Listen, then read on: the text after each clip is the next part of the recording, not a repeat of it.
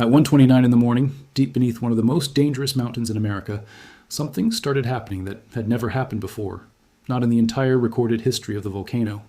No one saw it coming. No one was watching the exact moment it began. The first sign came from instruments buried in the ground, quietly logging one small tremor, then another, faster than any scientist watching the data could quite believe. By sunrise, they would already know they were witnessing something historic. What they wouldn't know, not for weeks, was whether it meant the mountain above them was finally waking up.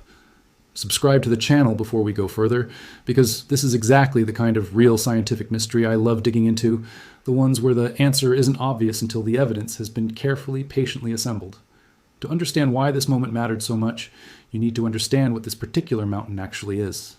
Mount Rainier rises nearly 3 miles into the sky, 59 miles southeast of Seattle, close enough that on a clear day, over 4 million people can look up from their kitchen windows and see it sitting on the horizon like something out of a postcard. It is also, by the U.S. Geological Survey's own formal ranking of the 161 active volcanoes across the United States, the single most dangerous one in the entire country. Not Yellowstone, not Kilauea, despite its near constant eruptions. Rainier. The reason has nothing to do with how violently scientists expect it to erupt. It has everything to do with what's sitting on top of it right now, more glacial ice than any other volcano in the lower 48 states. Perched directly above hundreds of thousands of people, highways, and entire towns built on ground that this exact mountain has buried before, more than once, throughout its history.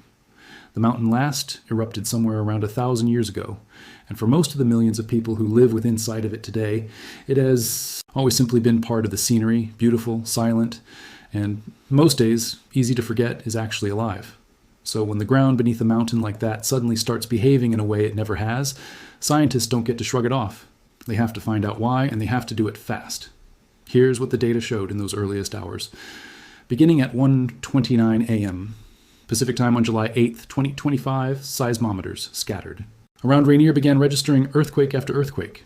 Individually, they were nothing, small tremors that no hiker standing at the summit would have ever felt. But the rate was the problem. Within the first 12 hours, monitoring stations had logged hundreds of separate events. At the peak, during that very first morning, the mountain was producing more than 30 located earthquakes every single hour. To put that in perspective, Rainier typically produces about 9 earthquakes in an entire month. This volcano had just blown through roughly 3 years' worth of typical seismic activity before most of the Pacific Northwest had even finished breakfast. The Pacific Northwest Seismic Network and the USGS Cascades Volcano Observatory went into immediate, methodical response mode, a process seismologists call locating, painstakingly working through the data to pin down the exact position, depth, and magnitude of each individual earthquake as it came in. Imagine trying to solve dozens of overlapping puzzles at once, each one, arriving faster than you can finish the last, while the entire time knowing that somewhere buried in that flood of data might be the first sign of something genuinely catastrophic. That was the reality facing seismologists during those opening hours, watching numbers climb on a screen with no way yet to know what those numbers actually meant. By the following Friday, they had already located just over 1,000 separate events. The count kept climbing. By the time the swarm finally wound down roughly 6 weeks, later, the final tally stood at more than 1,350 located earthquakes, plus thousands of additional tremors too small and too tangled together to individually confirm. It was, without qualification, the largest earthquake swarm ever recorded at Mount Rainier, surpassing the previous benchmark, a 2009 swarm that produced 120 events over 3 days by an overwhelming margin in every measurable category. And yet, here's the detail that made this genuinely strange rather than simply alarming. Not one of those 1,350 plus earthquakes was large. The single biggest event of the entire swarm, recorded on July 11th, registered at magnitude 2.42. An earthquake so small that you would almost certainly never feel it even standing directly above where it occurred. This wasn't a story about one dramatic, violent rupture. It was a story about volume, about an almost unbelievable number of small events crowding into an impossibly short window of time. And that specific pattern is exactly what turned this into a genuine scientific mystery rather than a simple, easily explained event. A single large earthquake near a volcano, however alarming, is at least a familiar kind of alarming, something seismologists have decades of comparative data to interpret. A slow, relentless flood of thousands of tiny ones, arriving faster than they could reasonably be counted, was something else entirely. Because here's the question that immediately confronted everyone watching this unfold, from seismologists at their monitoring stations to emergency managers across Pierce County. What actually causes a volcano, one of the most hazardous in the country, to suddenly produce more earthquakes in 13 hours than it normally produces in over a decade? And more specifically, more urgently, is this magma? That question isn't academic.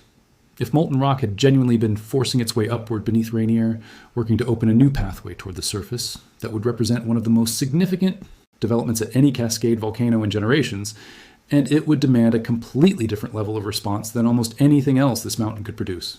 But earthquake data alone, no matter how much of it piled up, couldn't answer that question.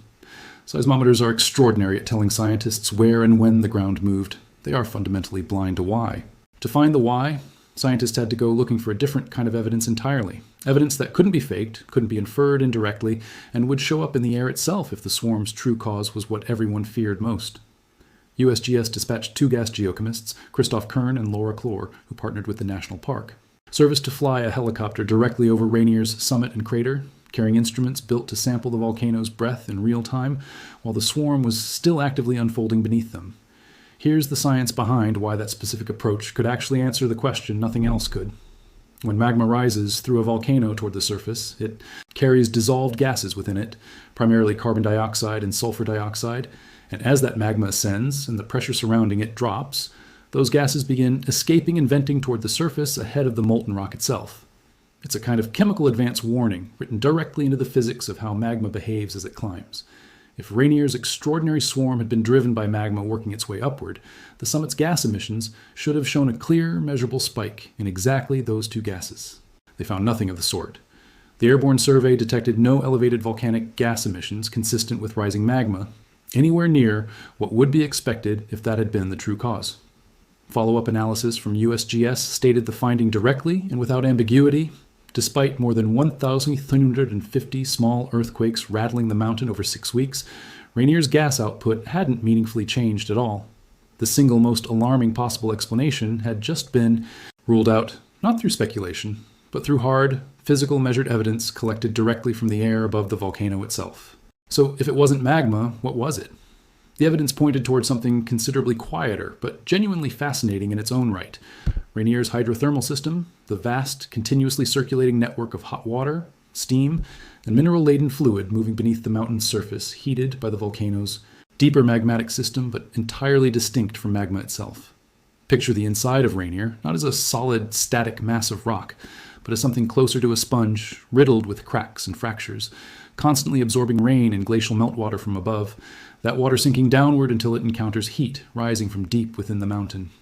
Once heated, that water doesn't sit still. It circulates, sometimes turning to steam, sometimes dissolving minerals directly out of the surrounding rock as it moves, occasionally finding its way back to the surface entirely as a hot spring or a wisp of steam venting from the upper slopes. The same features hikers occasionally stumble across without fully realizing what they're looking at. Past swarms at Rainier have specifically been linked to exactly this mechanism, circulating fluid interacting with pre-existing faults at shallow depth, and the average depth of every earthquake throughout the entire 2025. Swarm, roughly 2.8 miles beneath the summit, matched that shallow, fluid-driven signature precisely. When that underground fluid system shifts, finds a new crack to move through, or encounters a sudden change in pressure, it can generate exactly the kind of swarm behavior recorded that summer. Real, genuinely unprecedented seismic activity, but activity with a fundamentally different meaning than the slow, magma-driven unrest that typically precedes an eruption. USGS was careful, in its final assessment, not to declare the case entirely closed. Scientists noted the hydrothermal processes believed to have driven the swarm might still be continuing at levels too subtle to register as detectable seismicity, leaving a small, ongoing chance of brief, renewed activity in the following months. And they offered a genuinely useful piece of framing for anyone tempted to read too much into any single earthquake near a volcano like this one. Earthquakes, hot springs, and steam vents are simply reminders that Mount Rainier is alive, an active volcano behaving the way active volcanoes do, not evidence that anything more serious is approaching. Throughout the entire 6-week mystery, the official volcano alert level and aviation color code for Rainier never moved even once from normal and green, the lowest possible readings on their respective scales. Today, more than a year removed from that historic swarm, the mountain has returned to its ordinary rhythm. Seismic activity settled back to Rainier's typical background rate, somewhere around 9 to 10 earthquakes a month by late August 2025, and it has held steady there ever since. The mystery, in the end, wasn't a story about a volcano waking up. It was a story about a mountain's plumbing system briefly, dramatically shifting. Beneath the surface, investigated in real time by scientists using exactly the right combination of patience and hard physical evidence, arriving at an answer considerably less dramatic, but no less important, than the one everyone initially feared. Because here's the thing, this entire investigation ultimately circles back to, and it's the reason Rainier holds its position as America's most dangerous volcano in the first place, independent of whatever caused that specific swarm. This mountain's greatest threat to human life was never really about eruption at all. It's about lahars, fast-moving volcanic mudflows capable of traveling with the speed of a flash flood and the density of wet concrete. Geologists have documented at least 9 large lahars from Rainier reaching the valleys where Puyallup, Ording, Sumner, and Auburn sit today, over just the last 500-600 years, and most of those events happened with no eruption involved at all, triggered instead by sudden collapses of rock that had been slowly chemically weakened by exactly the kind of hydrothermal activity implicated in this very swarm. The most recent large lahar, known as the electron mudflow, struck around 1500 AD with no eruption whatsoever preceding it, proof that this mountain doesn't need to erupt at all to unleash its single most dangerous hazard. More than 90,000 people currently live inside mapped lahar hazard zones around this mountain, on ground that has a documented history of being buried by exactly this kind of event, repeatedly over thousands of years, long before anyone built a highway or a school on top of it. That's why this investigation, even with its comparatively quiet, non-catastrophic conclusion, mattered enormously. The scientific process that unfolded here, hundreds of individual earthquakes located and analyzed, a helicopter gas survey deployed specifically to test the single most dangerous possible explanation, a careful, evidence-based conclusion delivered, honestly, rather than either dismissed or exaggerated, is exactly the kind of real-time detective work that keeps entire communities informed rather than left to guess.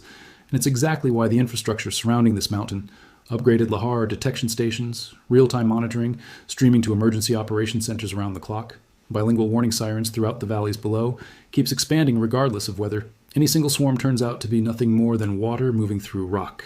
There's something worth sitting with in how this entire story unfolded, because it's a genuine window into how modern volcanology actually works, far removed from the dramatic, apocalyptic imagery most people associate with the word volcano. Nobody guessed. Nobody assumed. When the mountain started behaving in a way it never had before, the response wasn't panic, and it wasn't dismissal either. It was a methodical, evidence-driven investigation. Seismic data first, then targeted, physical evidence gathered specifically to test the single most dangerous hypothesis, and only then, once the evidence had actually spoken, a careful, honest public explanation of what had really happened underground. That process, patient and unglamorous as it is precisely what allows scientists to tell the difference between a mountain simply shifting in its sleep and a mountain genuinely waking up. And it's exactly the kind of process that will matter enormously the day Rainier's next period of unrest turns out to be something more serious than circulating water and shifting rock. If you live anywhere near Rainier's river valleys, this mystery is worth sitting with for more than just its entertainment value. Know whether your home sits inside a mapped hazard zone. Know your route to higher ground before you ever need it. And understand that the quiet return to normal and green doesn't mean the underlying story is over. It means the mountain is doing exactly what an active, closely watched volcano is supposed to do, living, shifting, occasionally surprising the people studying it, and being met every single time with real evidence rather than assumption. I'll be watching for whatever comes next at Rainier, whether that's another swarm, a genuine shift in gas emissions, or something scientists haven't yet had reason to investigate. Subscribe so you don't miss it, and drop a comment if you were anywhere near the Cascades during that extraordinary summer. I'd love to know if you felt anything, or if this is the first time the full story behind those 1,850 earthquakes has actually reached you. Stay curious about the ground beneath your feet, because sometimes the most important mysteries aren't the ones with the most dramatic ending. They're the ones solved carefully enough that the ending never has to be dramatic at all. I will see you in the next one.